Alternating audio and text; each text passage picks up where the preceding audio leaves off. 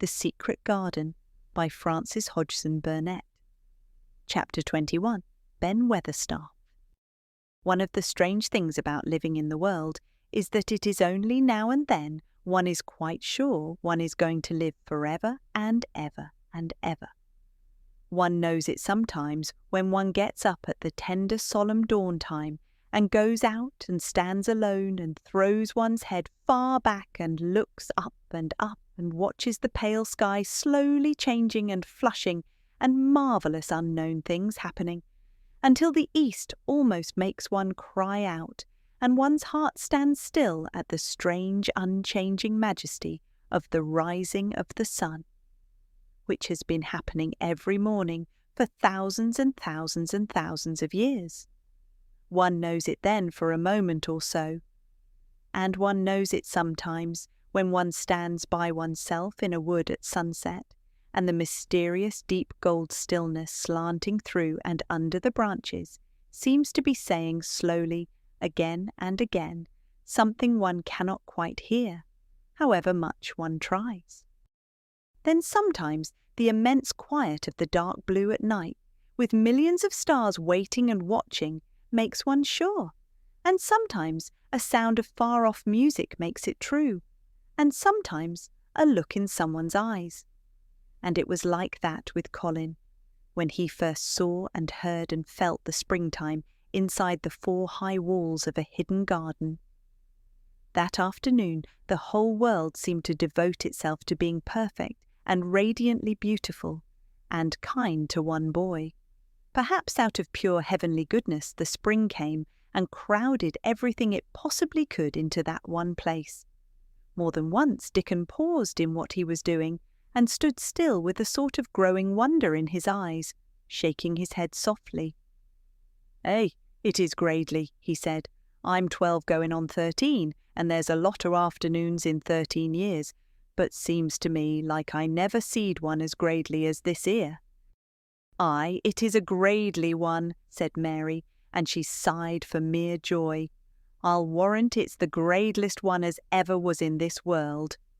"Does thou think," said Colin with dreamy carefulness, "as happen it was made like this 'ere all a purpose for me?" "My word," cried Mary admiringly, "that there is a bit o' good Yorkshire, that shaping first rate, that thou art." And delight reigned. They drew the chair under the plum tree, which was snow-white with blossoms and musical with bees. It was like a king's canopy, a fairy king's. There were flowering cherry trees near, and apple trees whose buds were pink and white, and here and there one had burst open wide. Between the blossoming branches of the canopy, bits of blue sky looked down like wonderful eyes. Mary and Dickon worked a little here and there, and Colin watched them. They brought him things to look at, buds which were opening, buds which were tight closed, bits of twig whose leaves were just showing green, the feather of a woodpecker which had dropped on the grass, the empty shell of some bird early hatched. Dickon pushed the chair slowly round and round the garden, stopping every other moment to let him look at wonders springing out of the earth or trailing down from trees. It was like being taken in state round the country of a magic king and queen, and shown all the mysterious riches it contained. "I wonder if we shall see the robin," said Colin. "They'll see him often enow after a bit," answered Dickon. "When the eggs hatches out the little chap, he'll be kept so busy it'll make his head swim.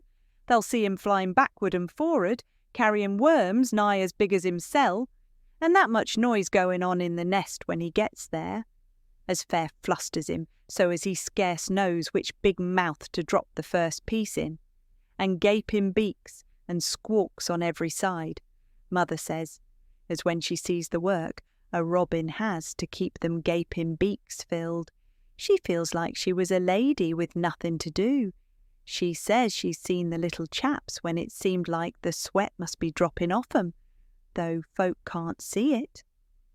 This made them giggle so delightedly that they were obliged to cover their mouths with their hands, remembering that they must not be heard.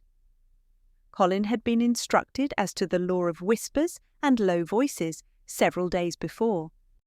He liked the mysteriousness of it and did his best, but in the midst of excited enjoyment, it is rather difficult never to laugh above a whisper. Every moment of the afternoon was full of new things, and every hour the sunshine grew more golden. The wheeled chair had been drawn back under the canopy, and Dickon had sat down on the grass and had just drawn out his pipe when Colin saw something he had not had time to notice before. "That's a very old tree over there, isn't it?" he said. Dickon looked across the grass at the tree, and Mary looked, and there was a brief moment of stillness. "Yes," answered Dickon, after it, and his low voice had a very gentle sound. Mary gazed at the tree and thought. "The branches are quite grey, and there's not a single leaf anywhere," Colin went on. "It's quite dead, isn't it?" "Aye," admitted Dickon, "but them roses as has climbed all over it will near hide every bit of the dead wood when they're full of leaves and flowers. It won't look dead then. It'll be the prettiest of all." Mary still gazed at the tree and thought. "It looks as if a big branch had been broken off," said Colin. "I wonder how it was done." "It's been done many a year," answered Dickon. With a sudden relieved start and laying his hand on Colin. "Look at that robin, there he is. He's been foraging for his mate." Colin was almost too late, but he just caught sight of him, the flash of red-breasted bird with something in his beak. He darted through the greenness and into the close-grown corner and was out of sight. Colin leaned back on his cushion again, laughing a little. "He's taking her tea to her. Perhaps it's 5 o'clock. I think I'd like some tea myself." And so they were safe. "It was magic which sent the robin," said Mary secretly to Dickon afterward. "I know it was magic." For both she and Dickon had been afraid Colin might ask something about the tree whose branch had broken off 10 years ago, and they had talked it over together, and Dickon had stood and rubbed his head in a troubled way. "We mun look as if it wasn't no different from the other trees," he had said. "We couldn't never tell him how it broke, poor lad. If he says anything about it, we mun try to look cheerful." "Aye, that we mun," had answered Mary. But she had not felt as if she looked cheerful when she gazed at the tree. She wondered, and wondered in those few moments, if there was any reality in that other thing Dickon had said. He had gone on, rubbing his rust-red hair in a puzzled way, but a nice comforted look had begun to grow in his blue eyes. "Mrs. Craven was a very lovely young lady," he had gone on rather hesitatingly. "And mother, she thinks maybe she's about Misselthwaite many a time looking after Mester Colin, same as all mothers do when they're took out of the world. They have to come back, that sees. Happen she's been in the garden, and happen it was her set us to work and told us to bring him here." Mary had thought he meant something about magic. She was a great believer in magic. Secretly, she quite believed that Dickon worked magic, of course good magic, on everything near him, and that was why people liked him so much, and wild creatures knew he was their friend. She wondered, indeed, if it were not possible that his gift had brought the robin just at the right moment when Colin asked that dangerous question. She felt that his magic was working all the afternoon and making Colin look like an entirely different boy. It did not seem possible that he could be the crazy creature who had screamed and beaten and bitten his pillow. Even his ivory whiteness seemed to change. The faint glow of colour which had shone on his face and neck and hands when he first got inside the garden really never quite died away. He looked as if he were made of flesh instead of ivory or wax. They saw the robin carry food to his mate 2 or 3 times, and it was so suggestive of afternoon tea that Colin felt they must have some. "Go and make one of the men servants bring some in a basket to the rhododendron walk," he said, "and then you and Dickon can bring it here." It was an agreeable idea, easily carried out, and when the white cloth was spread upon the grass, with hot tea and buttered toast and crumpets, a delightfully hungry meal was eaten, and several birds on domestic errands paused to inquire what was going on and were led into investigating crumbs with great activity. Nut and Shell whisked up trees with pieces of cake, and Soot took the entire half of a buttered crumpet into a corner and pecked at and examined and turned it over and made hoarse remarks about it until he decided to swallow it all joyfully in one gulp.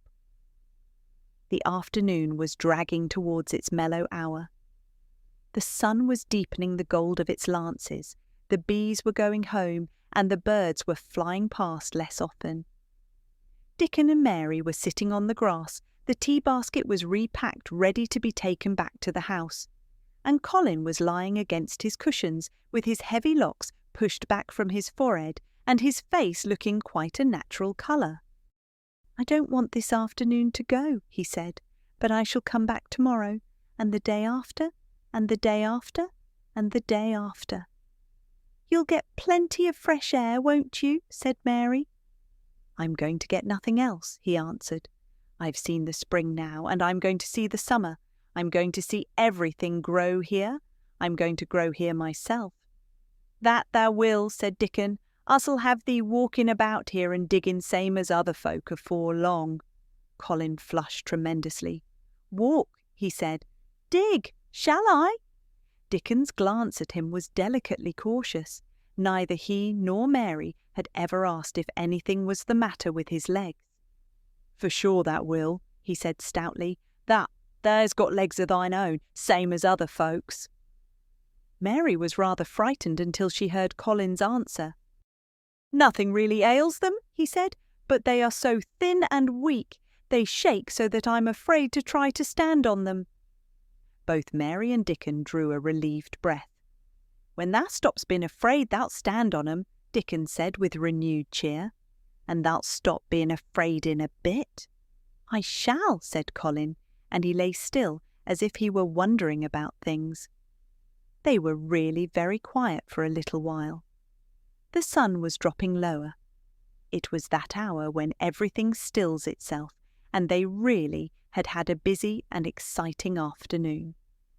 Colin looked as if he were resting luxuriously. Even the creatures had ceased moving about and had drawn together and were resting near them. Soot had perched on a low branch and drawn up one leg and dropped the grey film drowsily over his eyes. Mary privately thought he looked as if he might snore in a minute. In the midst of this stillness, it was rather startling when Colin half lifted his head and exclaimed in a loud, suddenly alarmed whisper, "Who is that man?" Dickon and Mary scrambled to their feet. "Man!" they both cried in low, quick voices. Colin pointed to the high wall. "Look!" he whispered excitedly. "Just look!" Mary and Dickon wheeled about and looked. There was Ben Weatherstaff's indignant face, glaring at them over the wall from the top of a ladder. He actually shook his fist at Mary. "If I wasn't a bachelor, and thou was a wench o' mine," he cried, "I'd give thee a hiding." He mounted another step threateningly, as if it were his energetic intention to jump down and deal with her. But as she came toward him, he evidently thought better of it, and stood on the top step of his ladder, shaking his fist down at her. "I never thought much o' thee," he harangued. "I couldna abide thee the first time I set eyes on thee. A scrawny, buttermilk-faced young besom, allus asking questions and poking thy nose where it wasna wanted. I never knowed how thou got so thick wi' me. If it hadna been for the robin, drat him." "Ben Weatherstaff," called out Mary, finding her breath. She stood below him and called up to him with a sort of gasp. "Ben Weatherstaff, it was the robin who showed me the way." Then it did seem as if Ben really would scramble down on her side of the wall, he was so outraged. "That young bad un," he called down at her, "laying that badness on a robin, not but what he's impudent enow for anything. Him showing them th' way. Him, that young nowt." She could see his next words burst out because he was overpowered by curiosity. However in this world did that get in? "It was the robin who showed me the way," she protested obstinately. "He didn't know he was doing it, but he did. and I can't tell you from here while you're shaking your fist at me." He stopped shaking his fist very suddenly at that very moment, and his jaw actually dropped as he stared over her head at something he saw coming over the grass toward him. At the first sound of his torrent of words, Colin had been so surprised that he had only sat up and listened as if he were spellbound. But in the midst of it, he had recovered himself and beckoned imperiously to Dickon. "Wheel me over there," he commanded. "Wheel me quite close and stop right in front of him." And this, if you please, this is what Ben Weatherstaff beheld, and which made his jaw drop. A wheeled chair with luxurious cushions and robes which came toward him, looking rather like some sort of state coach, because a young Rajah leaned back in it with royal command in his great black-rimmed eyes, and a thin white hand extended haughtily toward him, and it stopped right under Ben Weatherstaff's nose. It was really no wonder his mouth dropped open. "Do you know who I am?" demanded the Rajah. How Ben Weatherstaff stared! His red old eyes fixed themselves on what was before him as if he were seeing a ghost. He gazed and gulped a lump down his throat and did not say a word. "Do you know who I am?" demanded Colin still more imperiously. "Answer!" Ben Weatherstaff put his gnarled hand up and passed it over his eyes and over his forehead, and then he did answer in a queer shaky voice. "Who thou art," he said. "Aye, that I do, with our mother's eyes staring at me out of that face. Lord knows how thou come here, but thou'rt the poor cripple." Colin forgot that he had ever had a back. His face flushed scarlet and he sat bolt upright. "I'm not a cripple!" he cried out furiously. "I'm not!" "He's not!" cried Mary, almost shouting up the wall in her fierce indignation. "He's not got a lump as big as a pin! I looked and there was none there, not one." Ben Weatherstaff passed his hand over his forehead again and gazed as if he could never gaze enough. His hand shook and his mouth shook and his voice shook. He was an ignorant old man and a tactless old man, and he could only remember the things he had heard. "Thou hasn't got a crooked back," he said hoarsely. "No!" shouted Colin. Thou hasn't got crooked legs," quavered Ben more hoarsely yet. It was too much. The strength which Colin usually threw into his tantrums rushed through him now in a new way. Never yet had he been accused of crooked legs, even in whispers, and the perfectly simple belief in their existence, which was revealed by Ben Weatherstaff's voice, was more than Rajah flesh and blood could endure.